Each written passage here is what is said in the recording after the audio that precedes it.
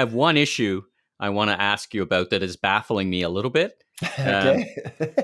what's going on in India with their farmers? So there is this big protest. There's been protests here at the consulate in Toronto. I see it. I've heard it's the biggest mass protest around farmers in the world. Of course, everything in India with 1 billion people is going to Yeah. be big. Do you have any? Something about changing how the government buys, or that it's going to be privatized from farmers? Any insight there you could share with us about? Help us give us a bit of context.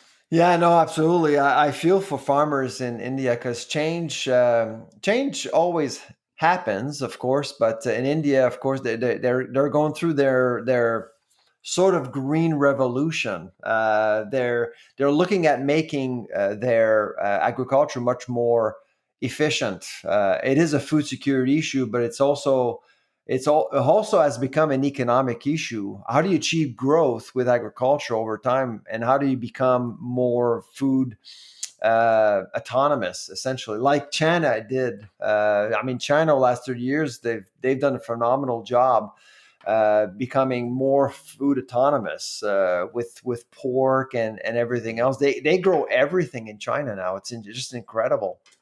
And so that's what's going on. So you got the small farms not seeing themselves in what's coming, essentially, and a lot of these people's it's their livelihood, it's their life. And that's why they're fighting back. And so I mean, India is a complicated country. I To mean, say the least, many very dialects. A lot complicated. of people just can't speak. They can't. I mean, there's so many challenges, socioeconomic challenges in India, and so World's there is. largest democracy, though, right? World's largest democracy. Well, yeah, and it's complicated. So so I think this is something that will need to get resolved at some point. I mean, in agri-food, it's always about balance, and sometimes when you have a change in regime, you're looking at focusing on one model versus the other.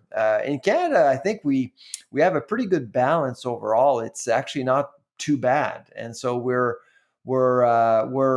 doing okay. But in places like India, challenges are immense. I mean, you have over 1 billion people. Within the next 20 years, India is likely to have the largest population in the world while running a democracy. And so that's going to be, there's lots going on there for sure.